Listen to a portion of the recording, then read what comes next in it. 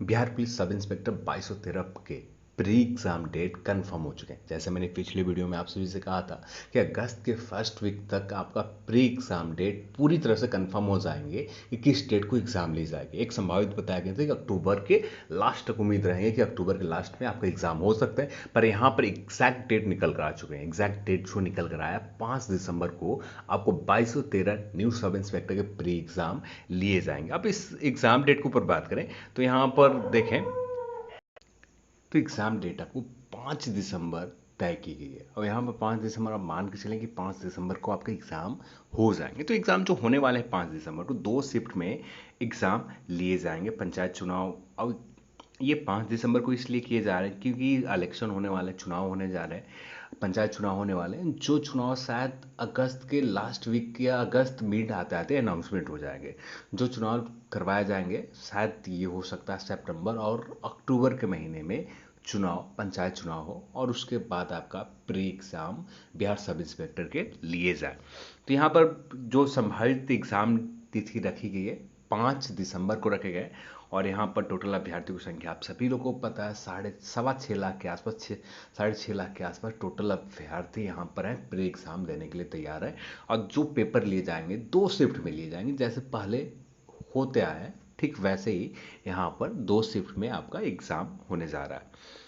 यहाँ पर देखें तो पंचायत चुनाव के मद्देनजर यहाँ पर जो तिथि रखी है 5 दिसंबर रखे गए। तो यहाँ पर जैसे मैंने पिछले वीडियो में आपका कहा था, आप सभी को कहा था कि जुलाई के लास्ट वीक तक आपको एग्ज़ाम लेटर जारी कर दिए जाएंगे और उसके बाद अगस्त फर्स्ट वीक आते आते कुछ ना कुछ कंफर्म अपडेट आपको मिल जाएंगे। और बात करें ये 5 दिसंबर ऑफिशियल वेबसाइट के ऊपर कब अनाउंस होगा, तो ये आपका एग्ज़ाम डेट अनाउंस हो सकते हैं अगस्त मिड तक। यानी आप मान के चलें कि 12 अगस्त से लेकर 18 अगस्त के आसपास officially exam date official website के ऊपर अनाउंस हो जाएंगे, क्योंकि इतना समय लग जाएगा लेटर पहुंचने में आयोग के पास। उसके बाद आपको एग्ज़ाम डेट ऑफिशियल नोटिफिकेशन जारी कर दी जाएगी कि 5 दिसंबर को आपको प्री एग्ज़ाम लिए जाएंगे। तो ऑफिशियली भी कंफर्म हो जाएंगे मिड अगस्त आते आते कि आपका एग्ज़ाम डेट 5 अगस्त को तय किए गए। तो अभी थोड़ा सा समय लगेगा ऑफिशियल कंफर्म होने के लिए। तो यहाँ पर आप प्रिपरेशन यहाँ पर स्टार्ट कर सकते हैं, क्योंकि जो 5 दिसंबर रखे गए, जो लेटर जारी किए गए थे, जो एग्ज़ाम सेंटर को कंफर्म करने के लिए, ऑक्युपाई करने के लिए जो लेटर जारी किए गए थे, उसी लेटर के ऊपर 5 दिसंबर यहाँ पर डेट बताई जा रही है। तो 5 दिसंबर को आपको प्री एग्ज़ाम होने जा रहे हैं, पूरी तरह से कंफर्म रहे। अब यहाँ से आपको अपने समय को किस तरह से यूटिलाइज करना है ये आप पर है। ये जो समय है यहाँ पर जो भी कुछ आपको पढ़ना है सिर्फ कुछ ही बुक को फॉलो करना है, जैसे लुसेंट, एक करंट अफेयर्स की बुक और प्लस में किसी एक यूट्यूब चैनल का जहाँ पर आपको करंट अफेयर्स अच्छे से कवर हो जाए। बस ये 3 चीज़ आप फॉलो करें तो प्री एग्ज़ाम बहुत आसानी से, बहुत अच्छे तरीके से आप क्लियर कर सकते हैं। और कुछ प्रैक्टिस सेट, कम से कम प्रैक्टिस सेट आप 3 से 4 प्रैक्टिस सेट आप लगाएं, जिससे जो गलतियां होती है ना, ये गलती कम से कम इग्नोर हो सके। इस गलती को आप आने वाले समय में इम्प्रूव कर सके कि ये गलती आपको प्री एग्ज़ाम में देखने को ना मिले, ये गलती आप आने वाले एग्ज़ाम, मेंस एग्ज़ाम में आपसे ना हो। तो इसके लिए प्रैक्टिस करना बहुत ज़रूरी है। जितना ज़्यादा प्रैक्टिस करेंगे उतना ही ज़्यादा आप इम्प्रूव करेंगे अपना स्कोर, क्योंकि बहुत आसान आसान प्रश्न आसानी से गलती हम लोग कर देते हैं, क्योंकि पढ़ा हुआ होता है फिर भी गलत होते हैं, याद होते हैं फिर भी गलत होते हैं। तो यही गलती इग्नोर करने के लिए, इसी गलती से बचने के लिए आपको प्रैक्टिस करने पड़ेंगे और प्रैक्टिस बहुत ज़्यादा ज़रूरी है।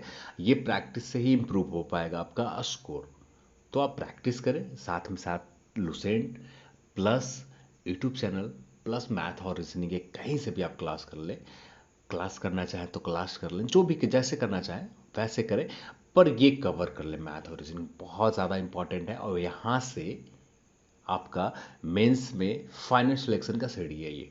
आप वहाँ पर जैसे बात करें तो 20 से 25 क्वेश्चन आते हैं मेंस एग्जाम में और 60-70 के 80 के आसपास आप इस 80 प्रश्न इधर रहते हैं, ठीक है, जिनमें आप स्कोर करते हैं 80 में से 70 के आसपास आपने स्कोर कर पाए, या 70 नहीं 60 के आसपास स्कोर कर पाए।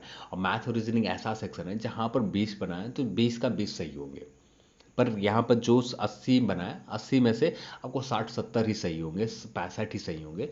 इसके बाद जो 20 आपका एज मिलता है, यानी 65 + 20 आपका अप्रॉक्स 85% सही होते हैं और यही मेरिट डिसाइड करेगा। तो ये बहुत इंपॉर्टेंट है कि मैथ और प्लस रीजनिंग अभी से ही ध्यान दें आप। अभी से ध्यान देंगे बहुत आसानी से हो जाएगा। और एक चीज़ और, फिजिकल की तैयारी, शारीरिक परीक्षा की भी तैयारी अभी से आपको लगना पड़ेगा, क्योंकि आप बहुत सारे ऐसे अभ्यर्थी, हाँ आप नए उम्र के हैं तो आप मेंस एग्ज़ाम देने के बाद भी आप तैयारी कर सकते हैं। कोई ज़्यादा बैकअप करने में नहीं होगा। आपका एज कम से कम 30 से ऊपर नहीं गया तो कोई दिक्कत नहीं होगा बैकअप करने में। 2 से 3 मंथ में आप बैकअप कर लेंगे अपनी रनिंग को।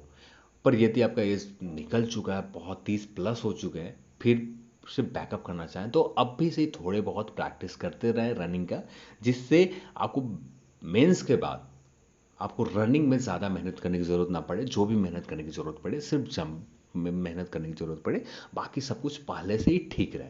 तो इसके लिए भी पहले से आपको तैयारी करने होंगे। तो चलिए, आज की इस वीडियो में इतना ही, और इस वीडियो को देखने के लिए आप सभी को बहुत बहुत धन्यवाद। जय हिंद।